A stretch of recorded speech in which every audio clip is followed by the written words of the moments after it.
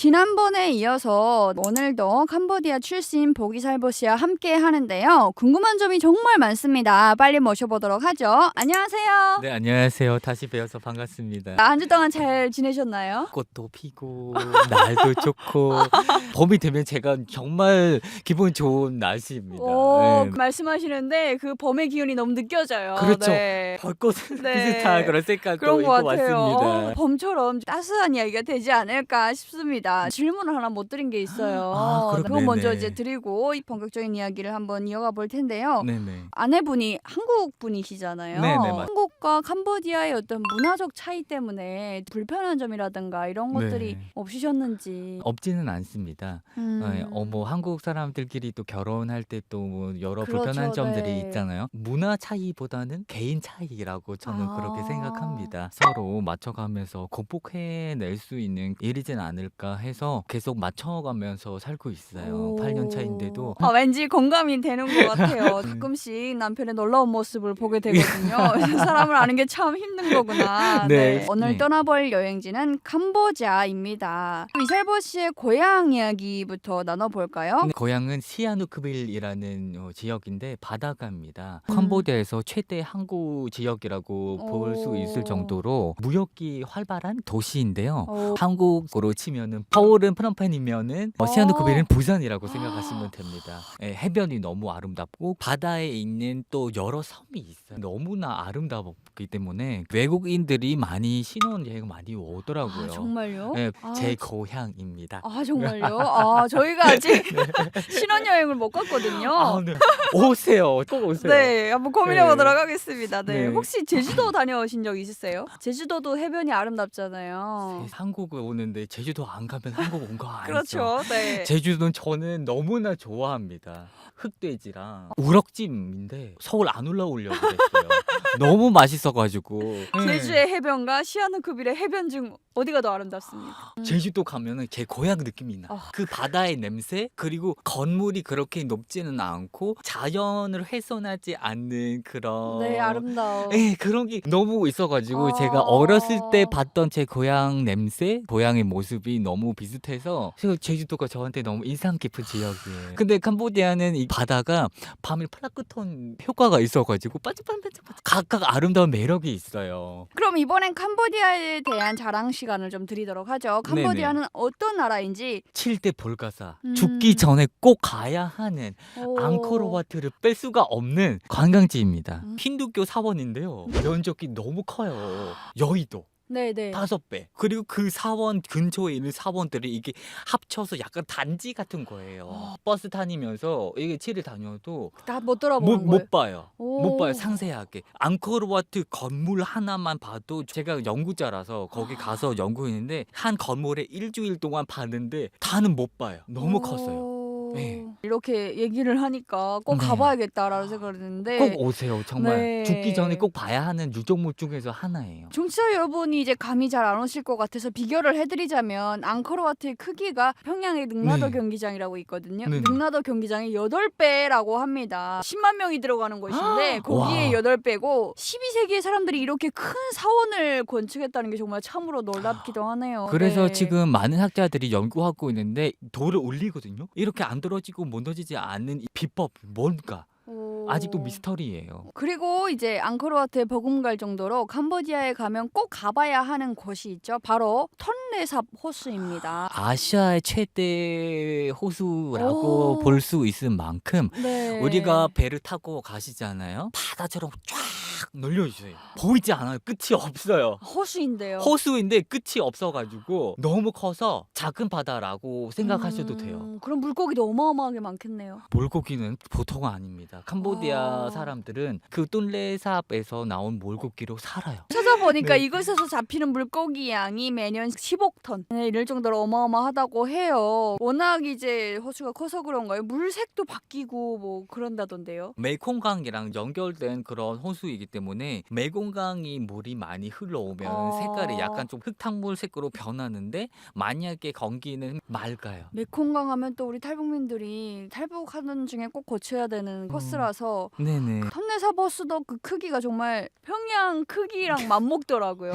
네. 음. 건기되면은 좀 축소돼 있는데 아마도 축소될 때 평양만큼이지 않을까. 그리고 여기 앙코르와트랑 톤레사버스가 이제 일몰이랑 일출일 때 그렇게 아름답다면서요. 네, 맞아요. 그래서 많은 사람들이 일출을 많이 보러 갑니다. 더 늦기 전에 빨리 신혼여행을 캄보디아로 가야겠어요. 여러분, 네. 늙으면 가면 안 돼요.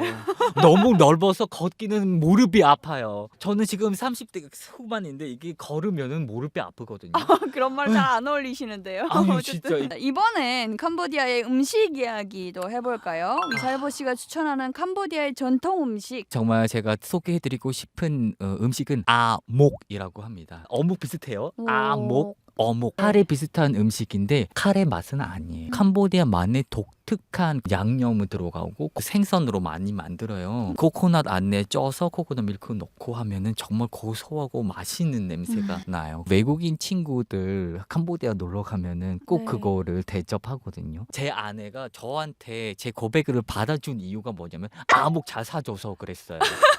비싼 레스토랑 가가지고요 아목 시켜줬는데 다른 세상 봤대요. 너무 오. 맛있어가지고 고백 받아주더라고요. 이 남자랑 살면 아목을 평생 먹을 수 있겠구나 그런 네. 거네요. 캄보디아 갈 때마다 항상 아목을 먹고 다닙니다. 그리고 또 캄보디아에서는 악어를 양식을 해서 악어 고기도 먹는다고 들었어요. 맞아요. 악어라고 하면 드셔보셨나요? 저는 악어 고기 개인적으로 너무 좋아합니다. 아 정말요? 악어 고기는요 오. 식감은 닭다리인데 냄새는 고등어 비슷해요. 고등어 닭다리 이렇게 생각하시면 너무 맛있어서 찾아다녀요. 요리하는 방법 이거 손질하는 게 너무 어려워서 생각보다 비싸요. 앙코르 상크란이라고 앙코르와트 지역에서 하는 설날 행사에 있어요. 네. 그래서 그때 악어 고기를 저렴하게 하는 시간이에요. 그때 꼭 찾아서 먹어요. 좀 전에 밥을 먹고 왔는데도 먹는 이야기 하니까 또 막 먹고 싶어지네요. 정말 맛있어요. 또 캄보디아는 이제 리엘이라는 네. 캄보디아만의 화폐가 있지만 일상생활에서 달러도 자주 쓰인다라고 네. 하던데요. 네. 북한도 북한 돈이 있긴 한데 네. 달러를 정말 좋아하거든요. 네네 맞아요. 어디 가든 달러가 좀 통하나 봐요. 그렇죠. 네, 1달러가 캄보디아 4,000일이에요. 그 액수가 너무 네, 크잖아요. 근데 네. 1달러 하면은 너무 축소되니까 사람들이 계산할 때는 아. 너무 편한 거예요. 그래서 그럼- 달러를 많이 쓰는 편이에요. 북한이랑 비슷하네요. 네. 1달러 북한에서는 얼마예요? 8,000원 정도 했었는데 제가 나올 때 돈의 가장 높은 단위가 5,000원밖에 없거든요. 한국처럼 5만 원짜리가 없어요. 네, 달러는 네. 딱 한 장이면 되는데. 아주 간단하죠.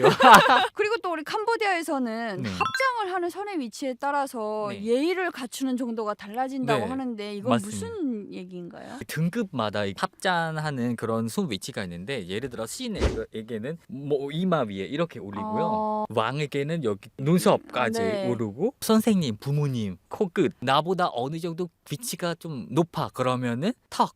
나 같은 위치 가슴. 네, 이렇게 5단계가 있습니다. 앙코르와트에 가서 부처님만 되는 이제 이렇게 이마까지 네, 네. 올려야 되겠네요. 네. 캄보디아에서는 새해를 맞이하는 명절이 4월에 3월은 어느 정도 덥습니다. 하지만 견딜 수 있는데 4월 되면은 사람들이 따가워요, 살이.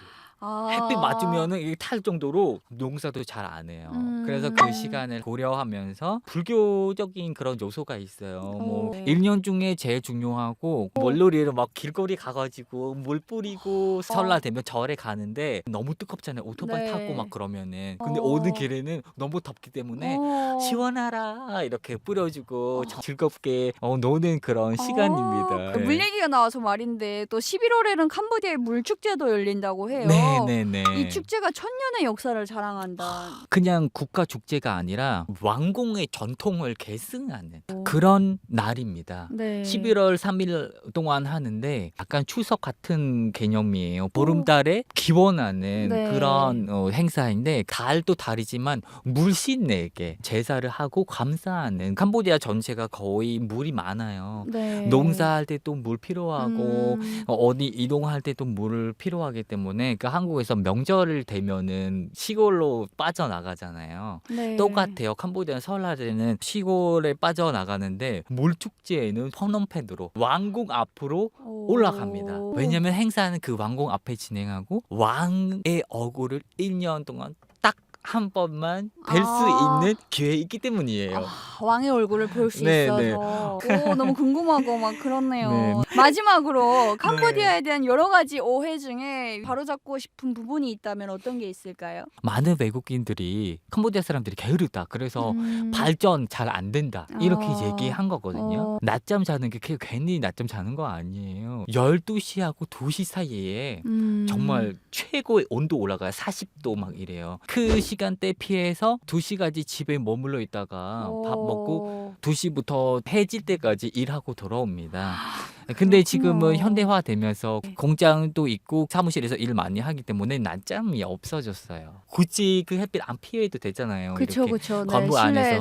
실내에서 예, 게을러서 게으른 그런 건 게 아니라 아니다. 그리고 네. 발전 덜 한 거는 킬링피드 때 너무 나라가 망했기 네. 때문에 느리는 거. 그런- 네, 이렇게 이해해 주시면 감사하겠습니다. 아, 네. 지난번에 저희 미얀마에서 오신 카잉 씨도 카잉이 미얀마가 왔어요? 네, 왔어요. 카잉이 제 친한 오셨어요. 동생이에요. 그분도 이제 미얀마가 네. 너무 더워서 해가 머리 위에 있을 때는 다들 실내에 들어가 있는다고 네, 맞아요. 하셨거든요. 이야기 나누다 보니까 벌써 또 이렇게 마칠 시간이에요. 아, 그럼 이렇게 위살보 씨랑 이야기를 나누다 보면 시간이 어느새 이렇게 막 가는지를 네. 모르겠는데 네. 다음 주에 이어지는 3부에서는 우리 캄보디아의 가슴 아픈 역사와 캄보디아 사람들이 생각하는 북한은 어떤지 세계 청년들에서만 들을 수 있는 이야기를 준비해 놓았습니다. 위살보 씨 오늘도 재미있는 이야기 감사합니다. 네, 감사합니다.